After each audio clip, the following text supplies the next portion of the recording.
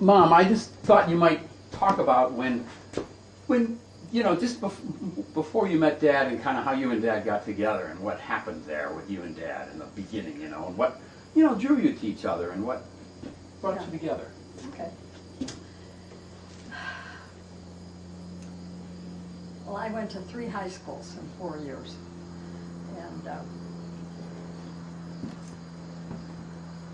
the last high school that I went to was a big, in fact, I went to 4 high schools, I guess, in 4 years. But the last one was a big high school in Squirrel Hill. It was Alderdice High School, big high school.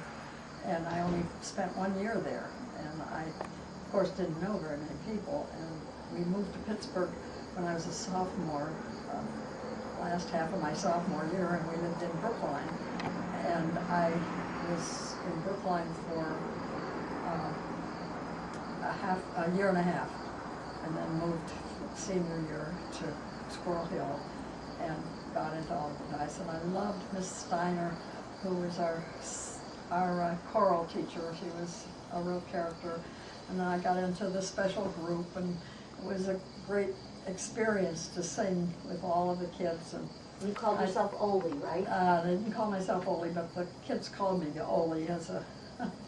And your girlfriends were? Yeah, my girlfriends were Mickey McCullough and Joan Gibson and Ruth Swanson, and we had a little club, and I would we'd have a girls club that was really fun, and I had people over to lunch, and we went to see Gone with the Wind. I remember the whole girls club went to see Gone.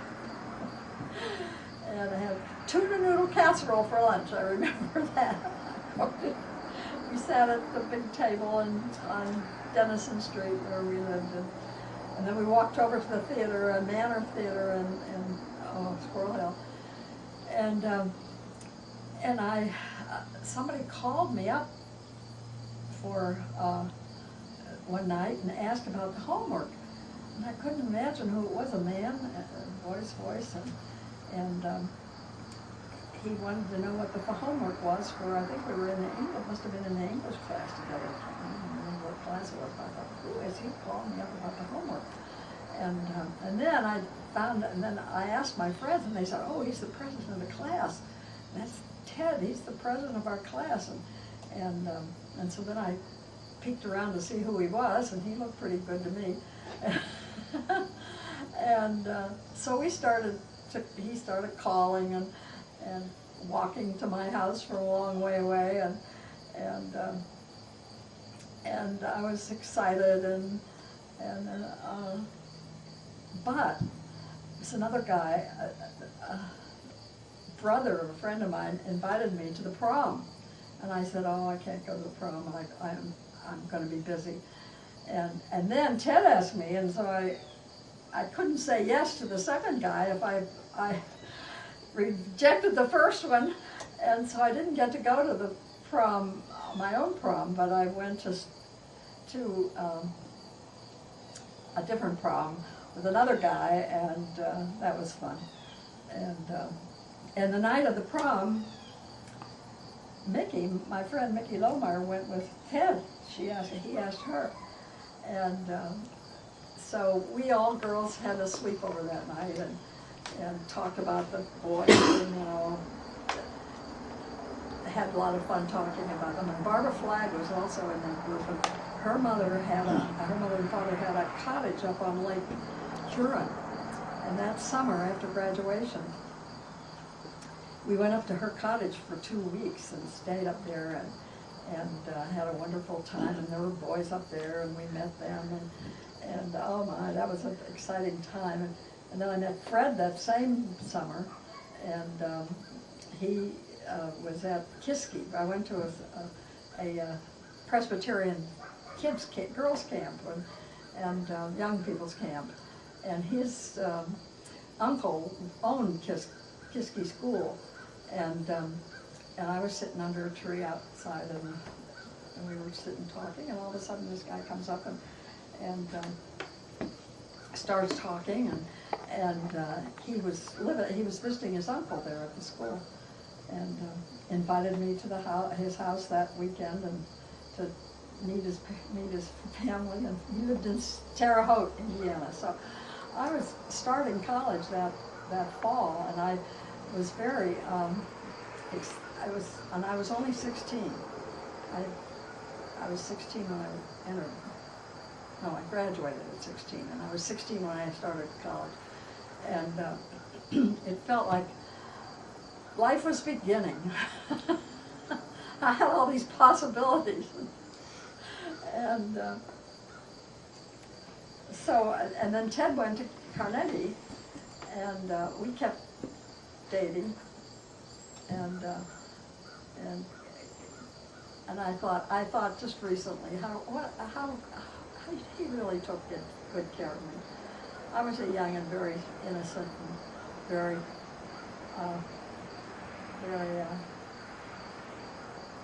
risking. I was somebody who would love to live dangerously and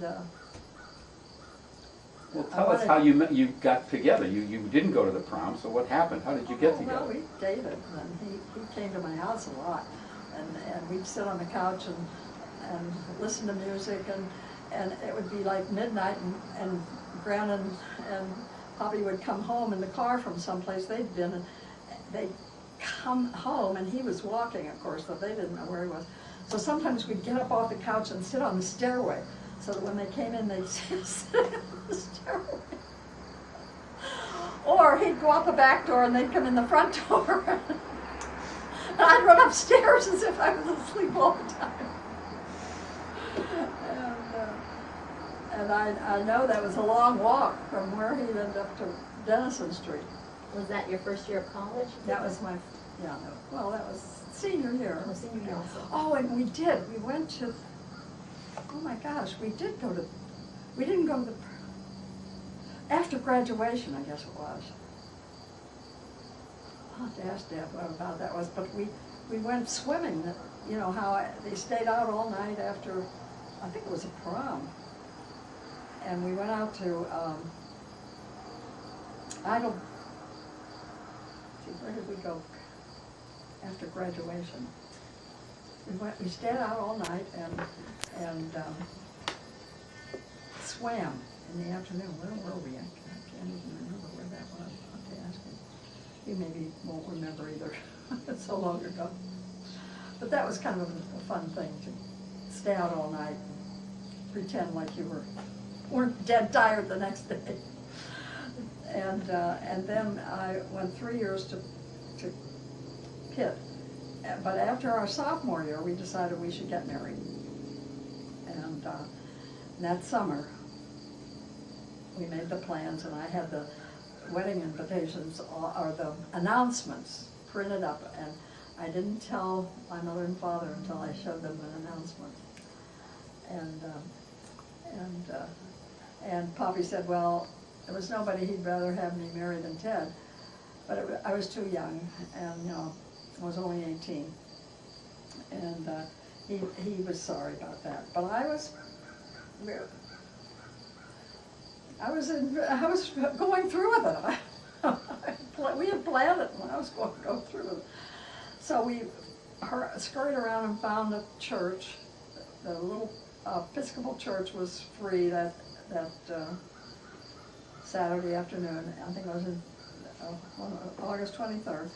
And we got Joan Gibson's father, who was the minister of the Presbyterian Church, to marry us.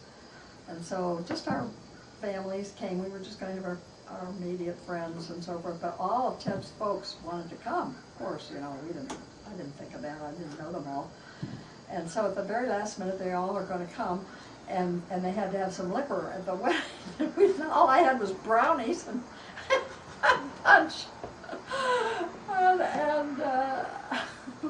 I'm sure Grandma thought, well, the heck with her. She's not going to tell us anything about it. She can plan her own wedding. And so that was what it was. It was raining that day. And I have one picture of the standing on the porch looking out at you know, they took everybody on the porch, and we were standing there. We were there too. I think there's only one picture of the wedding. And we decided we had gone up to Erie, from Pittsburgh to Erie, and it was very nice up there. It was a Presque Isle and a beautiful beach and stuff. And so we decided we'd rent a cottage for our honeymoon, and it was $50 a week. And that was so much. And so we got another couple to take half of it with us. So we went on our honeymoon with another couple. That was Louise Tower, and she was pregnant because they had gotten married the year before. And there were about 5 bedrooms in this big old cottage, and they had one bedroom at one end, and we had a bedroom at the other end, and they were all open on the top. You know, those walls only came up so far. So the sound went from one end to the other. Oh, it was funny. And Louise and I still are in touch, and we talked last week about it. I was in her wedding party, and in fact I sang at her wedding, and we both were, you know, she was ahead of me in school, so she graduated before I did, and she was pregnant. And then I was pregnant with Chris, and I was visiting from... So where did you live, though, after you got married? What happened there? We lived in, well, first of all, we lived with my parents on Dennison's, that wasn't Dennison Street, it was on Wallingford. So Gran and Poppy were still together? Yeah, they were still together, and they moved to Wallingford from Dennison. It was a nice big house, and it was within walking distance of the university. So I could walk to school. And there was a bedroom, one bedroom on the second floor that was had its own bathroom. And so they said we could have that bathroom and bedroom. And I fixed up the bedroom with a couch and, you know, to sit and so forth. And so it was like a little living room bedroom with a bathroom. And that was our first place. But I wanted to have we wanted to be by ourselves. And so I fooled around and found the people that ran the Terrace Village. It was a government housing. And they were cement block houses, apartments.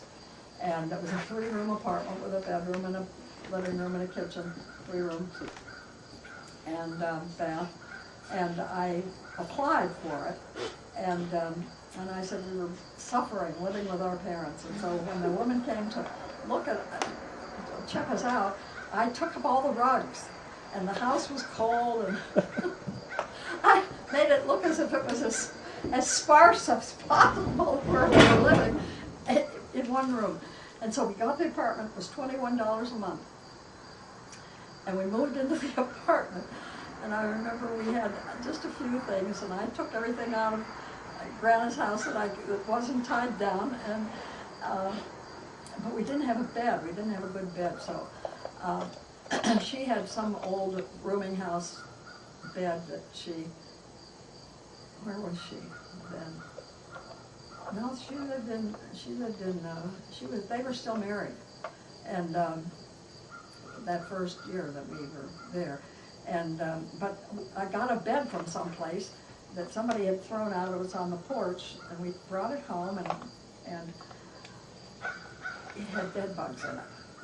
And the bed bugs, I didn't realize that bed bugs are in the wood. And they live in the wood. They don't live in the mattress. They live in the wood. And I had Janet Quick over to Steel, and one night Ted worked nights at the steel mill. He would all from the time we were married. He worked in the steel mill weekends. Why don't we go back and just one thing I was wondering about. You said Poppy didn't want you to get married, and Grandma was not in favor. And I think I don't know about dads, but talk about why you got together. I mean, just talk about what was the decision to do it, and something about that a little bit. Well, we just bound and determined that we were going to be together, and our parents didn't have anything to say about it. You know, we were. Was it a scandal for Dad not to ask your parents? I thought that was tradition. No. But he had been around a lot. He'd been at our house a lot. They knew him well, you know. I mean, we'd been going together for 3 years. And senior in high school, freshman and sophomore, well, 2 years anyway. And and I went to his fraternity parties at Carnegie, and he was, you know, in engineering and so forth. And then, but he was able to earn enough money at the steel mill to kind of keep us going. And his father, I can't remember, but he wasn't, his mother had died by that time. And so his father wasn't very helpful.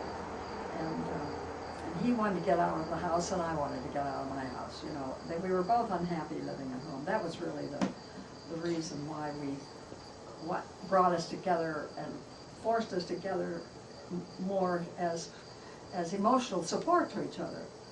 That his mother dying like that so tragically was a terrible thing for him at that age. And I didn't know anything about counseling or anything, and he should have had therapy when that happened. He should have had somebody to really help him out with those. Did you know him then when you knew? Yes, I met his mother once. I went to his house and met his mother and saw the baby. You know, she had a little baby that was only a year old, and the baby died, and then she was so brokenhearted and so unhappy with her husband that she took her own life. And people have said that he, you know, that when suicide is in the family, you always think that maybe you'll be afflicted with that too. And I think, you know, he fought that off all his life. But I remember Larry Hansey saying he's always afraid of death, and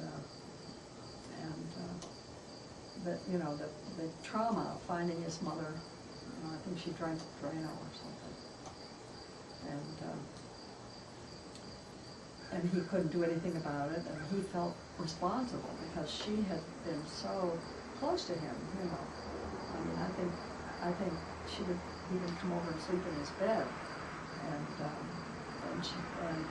he was trying to break out of being responsible at home or being the you know, her support, and she would call up sometimes if he was at my house late, you know, and I'd say, well, he just left or something like that.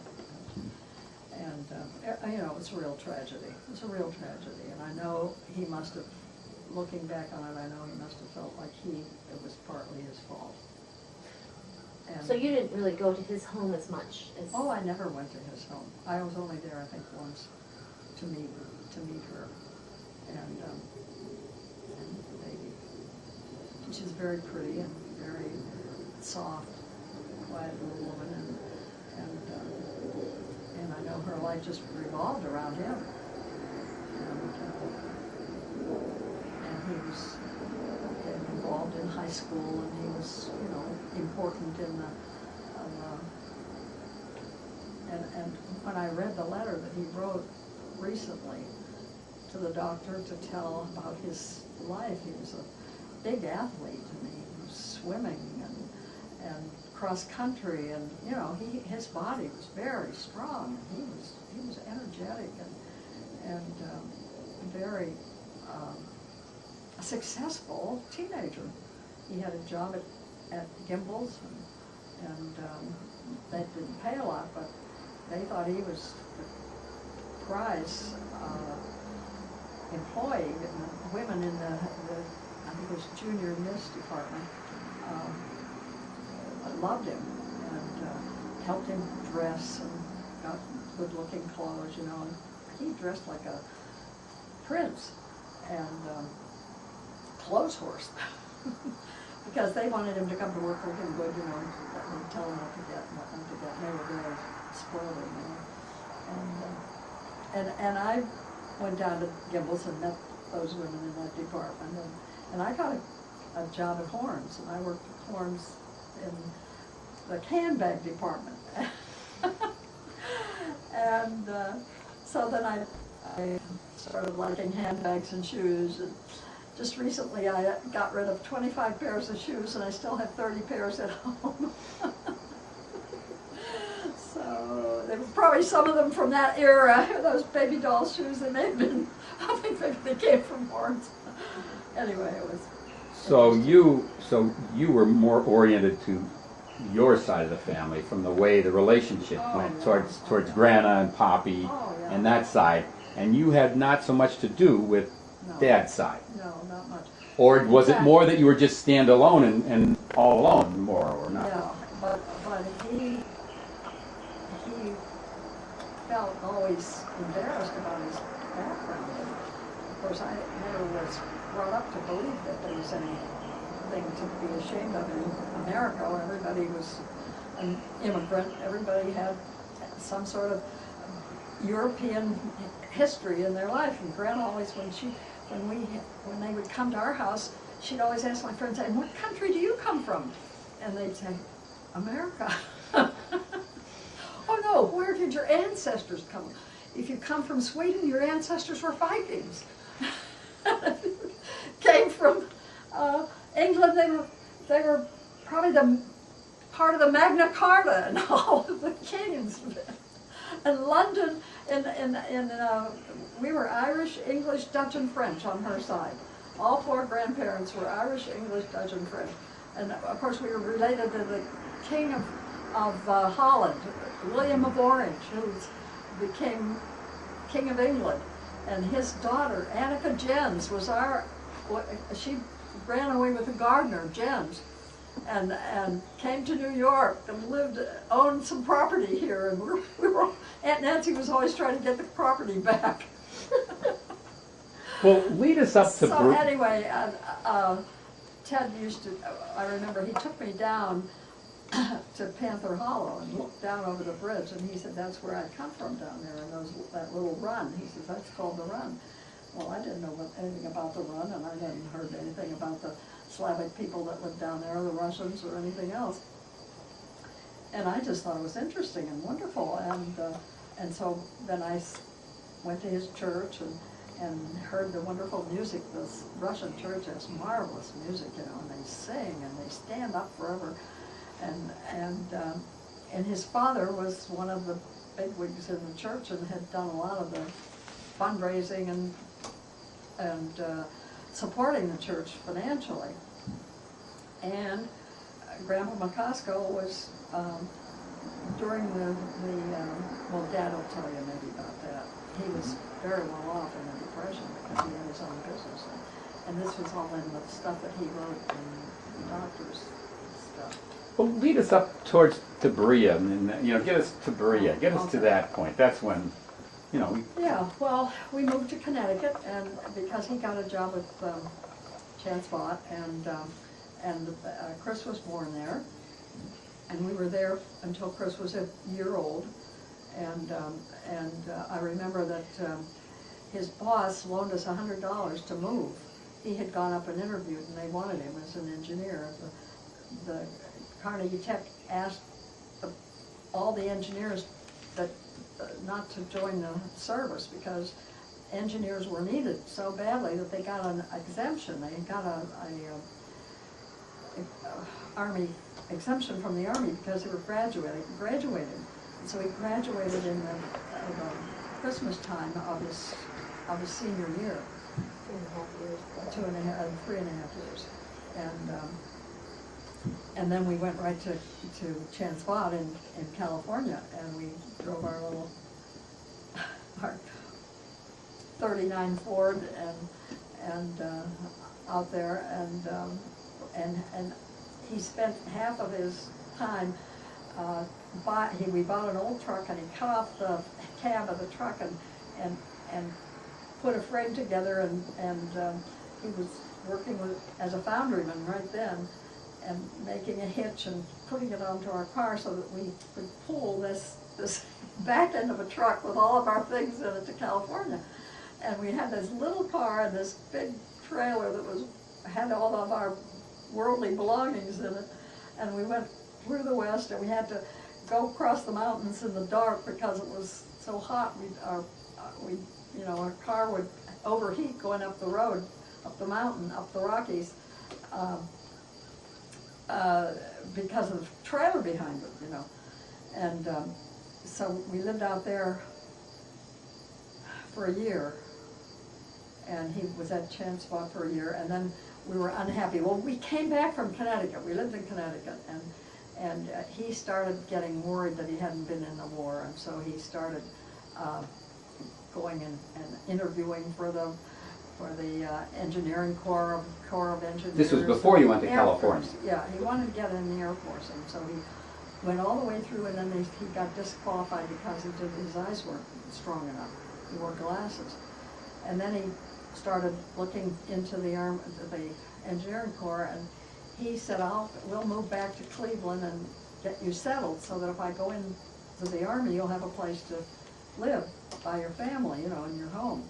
Oh, this was in California he was No, this was in Connecticut. Okay, and then? He took the job with Chance Spot in Connecticut. Right. That was in Connecticut that we were living when Chris was born. And then he said, well, we'll take you home and get you settled. And before we got home, they passed a law exempting fathers. So he didn't ever join he joined the reserves for just a real short time. But he didn't have to go to the service because he was working in an aircraft company with an aeronautical degree. He got an aeronautical degree, and he wanted to work for an aircraft. But he always wanted to take a crack at the West Coast where all the airplane companies were. So when we went to Cleveland, we drove home to Cleveland at Christmas time of that, and then Chris was a year. And we lived with Poppy and Cleveland Mark. or Pittsburgh? You know, Pittsburgh. Yeah, in Pittsburgh. Pittsburgh. We lived with Poppy and Martin and Ward in Oakmont. And we lived there from January till May, I think it was. Until Chris was almost a year. Yeah, he was almost a year. Two. He was almost two. He was a year when we left. A year and a half when we left. And then he made application all winter long. He worked at Chance Spot Aircraft. He got a Chance Spot he worked for the Aluminum Company of America. We lived in Oakmont, and he got a job in that Oakmont and he didn't like it, and he wanted to go to California, and so he made application, and he got a job at Ryan Aeronautical. And that's when we moved to California, and we lived there for one more year. And I was sick of moving around. I wanted to settle down someplace and have a family. And if he stayed in engineering, in aeronautical engineering, all the aeronautical engineers moved from one company to the next. They lived in trailers because the aeronautical companies couldn't sell any airplanes except to the government. So they'd lose their government orders, and then somebody else would get a government order because the government would change their orders to different companies. And that didn't look like any kind of a life for me. And so he said he'd write back to Aluminum Company of America and see whether he couldn't get a job outside of Pittsburgh, not in Pittsburgh, but outside of Pittsburgh. And then he'd go into business there, into industry. So I flew home with Chris, and he drove in the little car, the 39 Ford, and he drove it back with Ward. And, Ward. Grana had come out there and dropped him off. Grana had brought the boys to California to see California, and they visited with us. And Ward stayed behind so that he could help Ted move home. And they came all the way across the country, and I flew home with Chris. And we lived at Grana's, and he got the job in Cleveland. And while I was living at Grana's all fall, and he looked for houses. Every spare minute he looked for a house, and I'd go up on weekends and look at them, and we thought we'd buy a house in the country someplace and fix it up. And we looked every place all over the Cuyahoga Falls and Gates Mills and all over the place. And finally he found a place in Berea that was a big house, a great big house, but he thought we could rent out some rooms, knowing that Grana had rented out a room.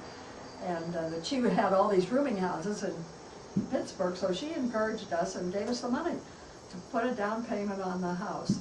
And I went up to Berea. It was in October, and it was a beautiful sunny day, and the trees were all turning color, you know, the leaves. Mm-hmm. And we went up, I saw the house, rode down Rocky River Drive, and the houses were pretty, and there was a park on the other side, and he said, there it is, and I thought it was my dream house.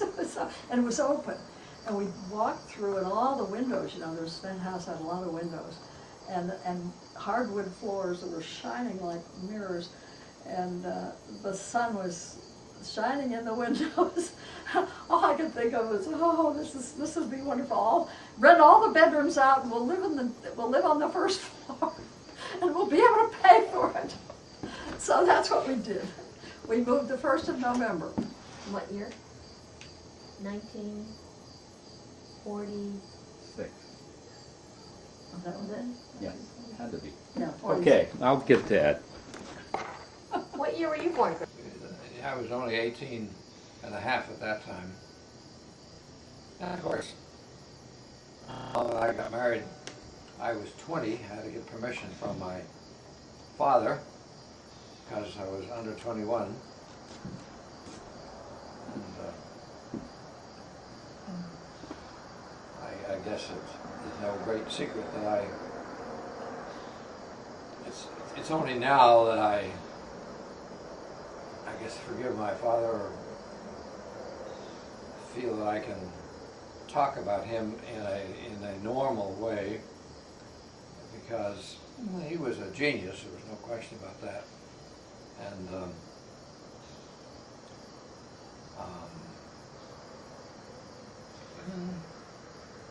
yeah, there was no objection, really and truly, that I would get married. Did he know Mom? Had he met Mom, or Yeah. did your dad or your mom know Mom? Know Mary Jean? And, oh yeah,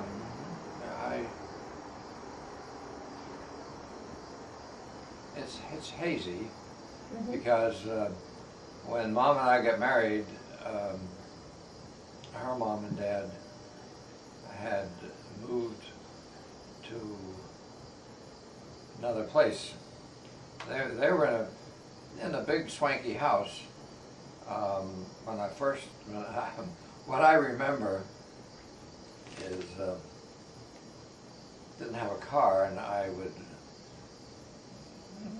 hike I'm a cross-country runner, and I remember running down the middle of the tracks, streetcar tracks, from Squirrel Hill, where she lived.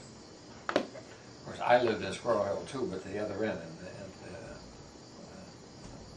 it was the extension. But, How far was it, Dad? I would say it was all of 2 miles. Because, well, I lived on one side of the high school and she lived on the other side. Basically, I could go run by the high school to go to Mom's place at that time. It's hazy in my mind why they moved. They had that big fancy place in Squirrel Hill, and next thing you know, they were living in Oakland when we got married, because we used it was the summertime, it was August, of course, and we used the front porch for our place to have the wedding and so forth. Do you remember any details about the wedding or planning that or anything? Oh, I remember we got married by one of Mom's boyfriends. He was a priest in the, not a Catholic priest, Episcopal, thank you, Episcopal priest. And as a matter of fact, it was, yeah, we got married in the, I think, It's funny trying to remember. Yeah. yeah. Well, whatever you remember, don't worry about not remembering No, certain no. things. I just, whatever, like you said, what you do remember, it's kind of fun to hear. And so what'd you do? You go on a honeymoon, or did you go right back to work, or what? I mean, well, leading up to it, you When saw each Mom other. and I got married, we took our honeymoon.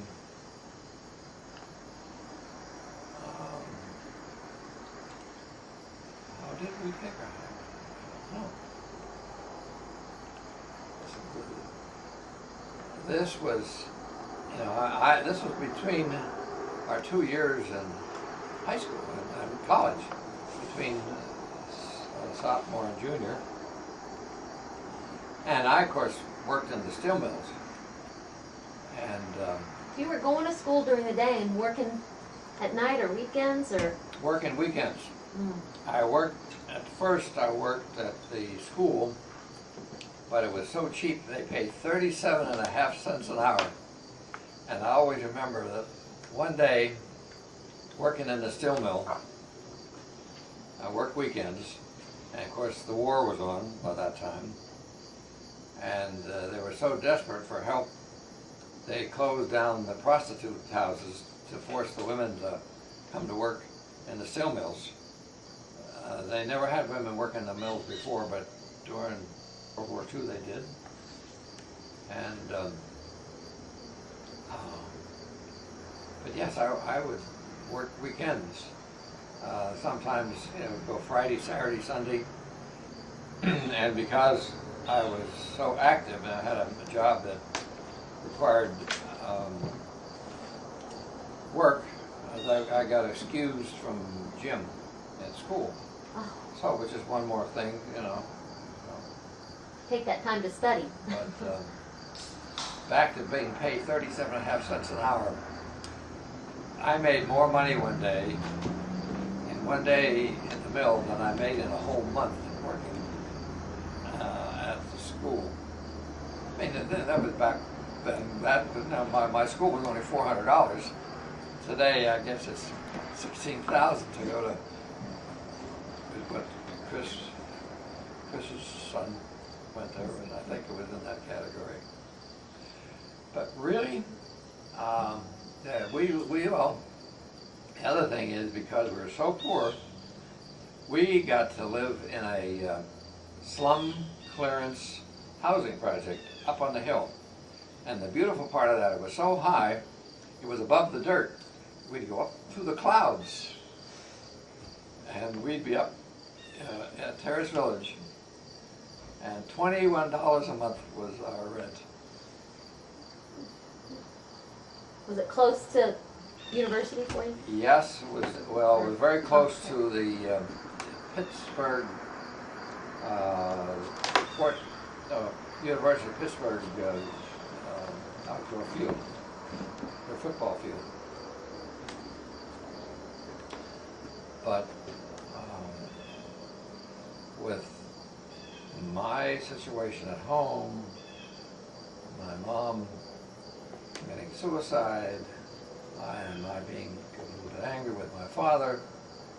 Yeah, I lived with my father for the rest of my first year, but then I got permission to live on campus, and my aunt helped me pay for that. My Aunt Mary paid for that. So my second year, I lived on campus, and, you know, dating as much as I could, but, you know, working and dating, there wasn't a whole lot of dating, believe me. The dating came more when I was in high school, running to the, up the street, right up Murray, right. And Mom was it? Was that Mom your only date, or did you see other girls too?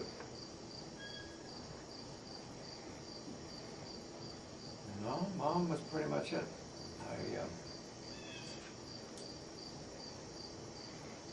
If you remember, I was 20, just barely 20 when we got married.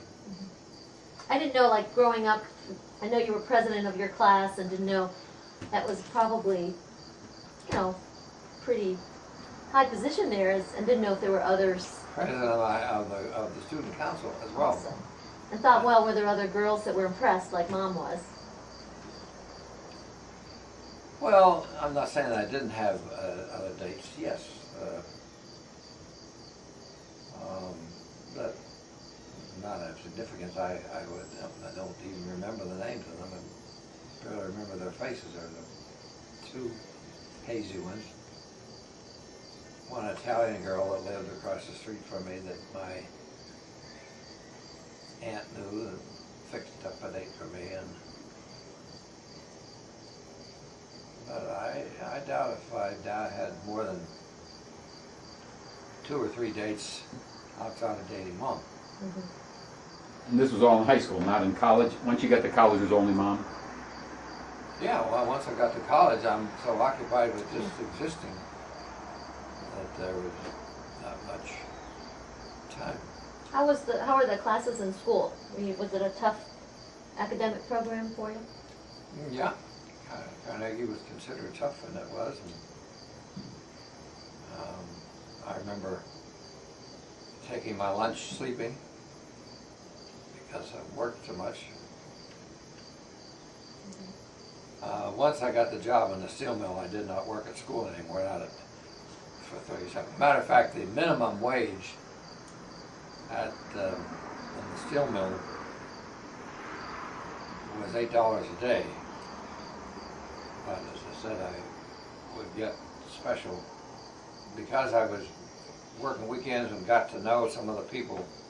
They referred to me as a schoolboy, and they kind of, you play politics and they feel sorry for you, and old schoolboy will say that for him. The crazy thing was that the steel mill paid on Wednesday, and you can imagine what would happen on Thursday. They'd have a lot of absenteeism, and many times they would call me and see if I could come to work a day early. In other words, I would go Friday, Saturday, Sunday, and occasionally I would go in on Thursday, and they'd, well, we got a real good one for you. And as I say, that one time I worked 16 hours is when I made more money in one day than I would have. Which is unreal, the kind of money I was making compared to what I made at school. What did you do at school? How did you make money at school? Did you have a job? I worked in the chemistry lab. Yeah. Just Did you work growing up before? worked for my father, and that was, he had a sign business, and he had letters that were cut out of lead foil, out of patterns, just like a cookie cutter. It's like baking cookies, it was that thing. And this was before fancy printing. He would be, he had the exclusive for the Grant Building. Grant Building is famous for having the first radio broadcast in the world. The very first time anybody broadcast was from the first commercial broadcasting was KDKA. Well, talk about what brought you together. I mean, why did you get married? I mean, you weren't 20. You were less than 20, and you were 20, not even 21, and Mom was 18. And yeah, right. Why did you get together? Why? Because it seems like you were in a hurry. Yeah, there's no question about that. We had pretty poor home lives. Mom's folks didn't get along, and they got divorced shortly after. And of course, my home life wasn't good because I didn't like my father. And so that we really ran to each other. I often make the comparison that Mom and I were like Russia and the United States having something common. What did they have in common? They had a common enemy. We had a common need just to exist. get away from home. And so do you remember that first year of marriage? I mean, you were both in school in your junior years. She was in school and you were in school. Well, Remember any meals she cooked for you or anything? I was curious about that.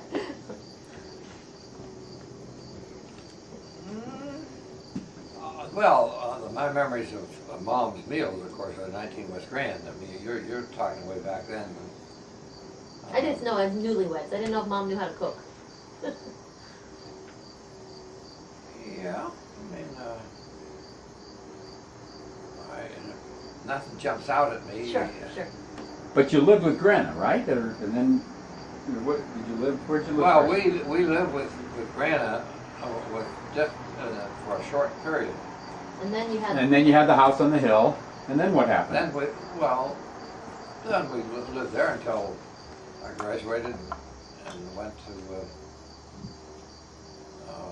Connecticut. How'd that all happen? Well, I got a job with Chancellor Aircraft in a suburb of Bridgeport, and my aunt helped me buy my 1936 convertible. That's your first vehicle, first car? That was the first car, 1936 convertible.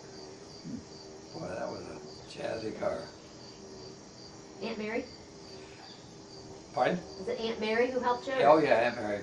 $400 for that car. I think that's what it was. And it was spotless. Boy. And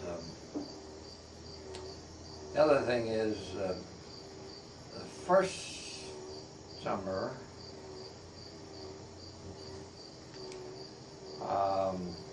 we lived, I don't know why I was coming from, I remember Ward and his brother, or his cousin, liked it because I had a job as a lifeguard. And I must have had that car, I'm not sure what happened, whether I got that car before I might have had that car before we got married. I don't remember that. Why didn't you? What I do remember is driving from Oakmont to as a lifeguard, and that Ward, her brother Ward, and his cousin Gordy, yeah. They loved it. There was a rumble seat in this 36 Ford. That's what they liked. And it was a convenient drive with the top down, of course. Why didn't you ever join the Army, Dad? What? I mean, I guess you did at one point, but you went quite a while, and I suppose your friends joined. Why didn't you get into the Army?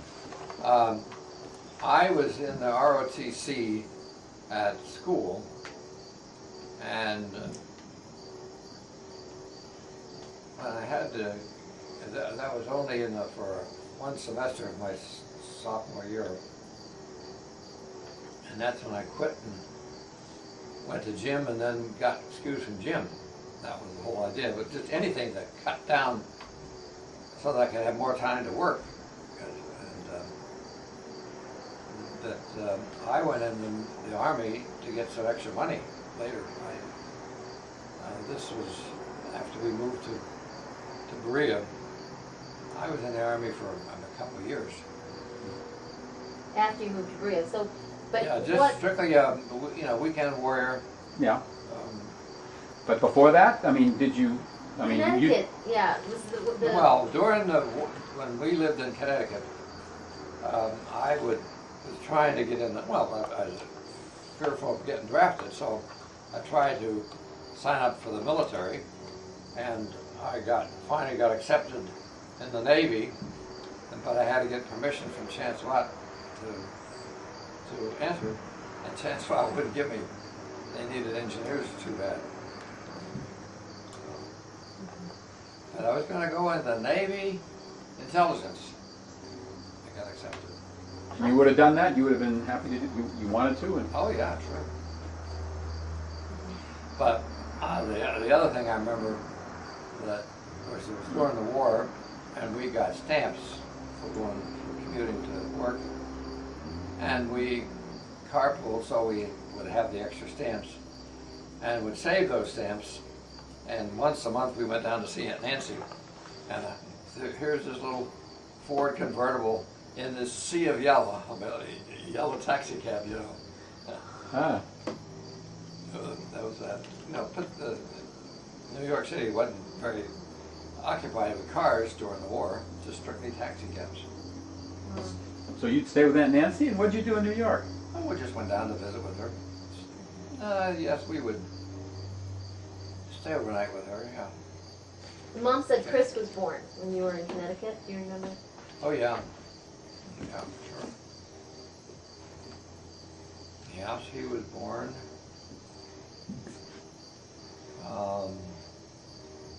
And she was pregnant with Greg when she flew back from California. I got the job. So how did you get to California? I don't think we heard that I one. drove. There's famous pictures of our driving with the trailer. Now, I don't know if I remember the story about the trailer. Have you told that? I don't think you've told me that one. Well, So you were I got a trailer hitch for the car, for the convertible, and we went to, when we drove from Pittsburgh when I graduated, that's when I bought an old pickup truck and made the pickup truck into a trailer. Just bead the frame, you know, the frames after holding the engine. Well, we nicked it and put it in. A friend of mine was a welder, and we welded it at school, and we moved. Connecticut with that, huh? Well, that was my first lesson in trailering, because it almost upset. You know, I was trying to keep the weight off the car. I did such a good job that, and this thing was so high that when I would move forward, the weight would go back, and it would lift the back end of the car. Well, that's very bad. They tell you you should have some weight, otherwise your trailer, you start. And, you know, we almost had an accident. So we did move ourselves, and I do remember when we moved from, after living in Connecticut for 2 years. Didn't you have a boat in Connecticut, Dad? No, I rented a boat. Sailboat. A sailboat, and a storm came, and while I had it rented, it got wrecked. It came to shore, and I had to fix it. Oh. One side, it was a keel boat, so one side hit the rocks. So I fixed it. I learned how to be a boat repairman. Is that where you first sailed? Yes. Oh yeah, it was. I remember. Boy, nothing to this. I'm sailing with a keel boat. It's very easy. You know, there are sailboats that have a keel, very heavy, and then there are sailboats that have a centerboard, and they tip easy. But the keel boat, you can't tip them. I mean, the more you tip, the more the weight comes up, and the more the sail spills the wind. So it's losing power to go over, and meanwhile the keel is getting up, and it's getting more power to push it back down. So, and I thought how good I was until one day I went to the library. Took a book out on sailing, and here's one on it was called the Wee Scot was the name of the boat, and I thought, whoa, and it showed a 7-year-old sailing a Wee Scot. So it took the thunder away from my being able to sail a boat. A 7-year-old was able to sail.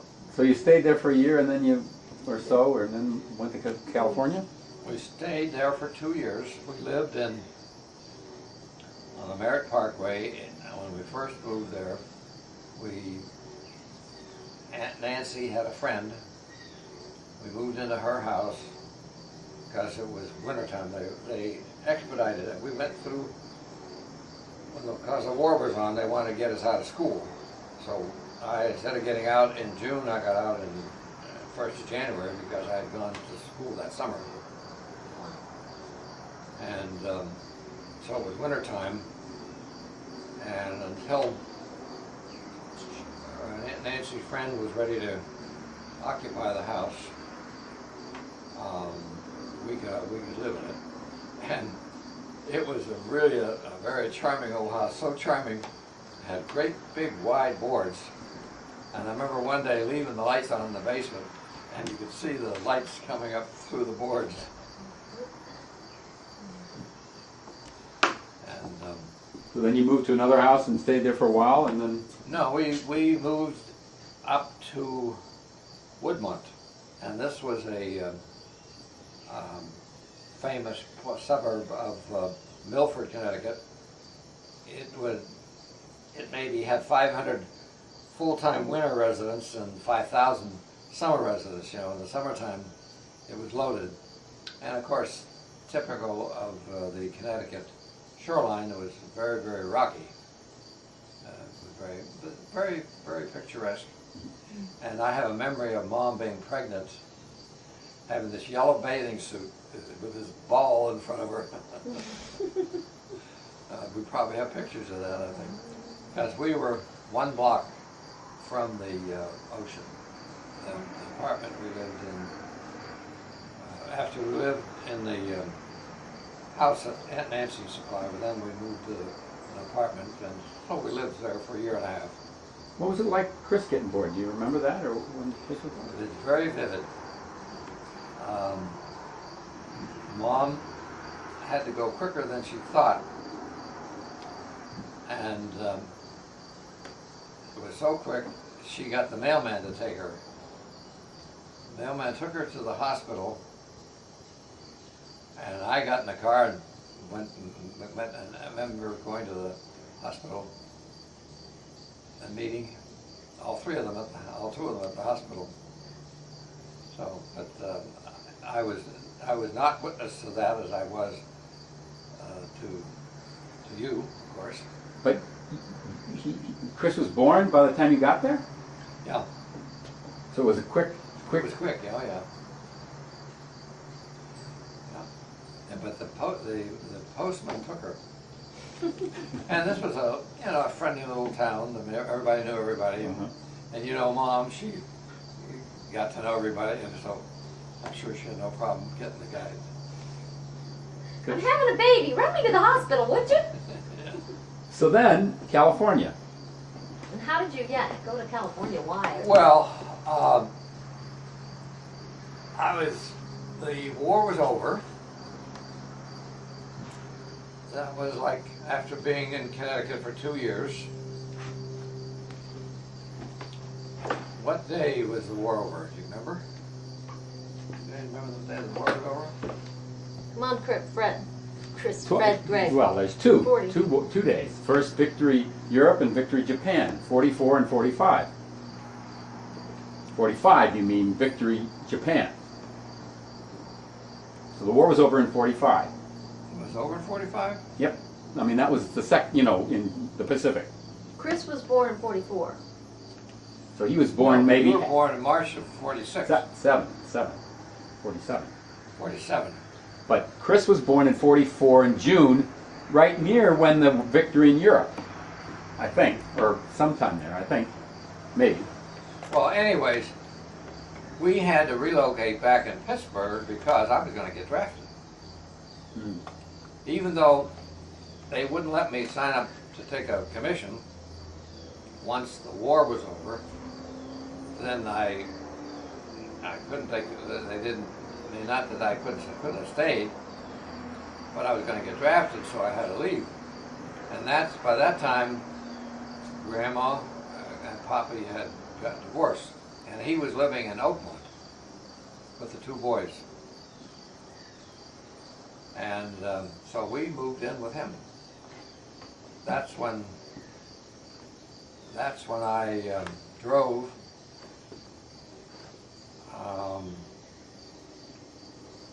with a loaded trailer and this 36 Ford. I drove, unloaded, turned around, and went back without any sleep. It was in the middle of the winter, and this heat from this, and I can remember this, I'm on the Pennsylvania Turnpike, I fall asleep, and I go into the center, and I hit one of those metal rods with a flash on it. It bent the bumper, and it was a very weak bumper. Needless to say, that woke me up, scared the bejesus out of me for sure, and I had no trouble going to sleep anymore. That was about halfway back home. So you went from Connecticut, dropped off in Pittsburgh, and went back to Connecticut to get Mom and Chris. Wow. Right. And then how long did you stay? I mean, what took you from Pittsburgh to California? Well, I wasn't going to get drafted. They finally figured out that, you know, I'm waiting to be called in Oklahoma, waiting to be drafted. What were you doing? Were you working? I worked at Alcoa. Well, that was Alcoa. I worked in a very famous research lab in New Kensington. We lived in Oakmont, but you know, it was a short distance up to New Kensington. And so that was just a few months. And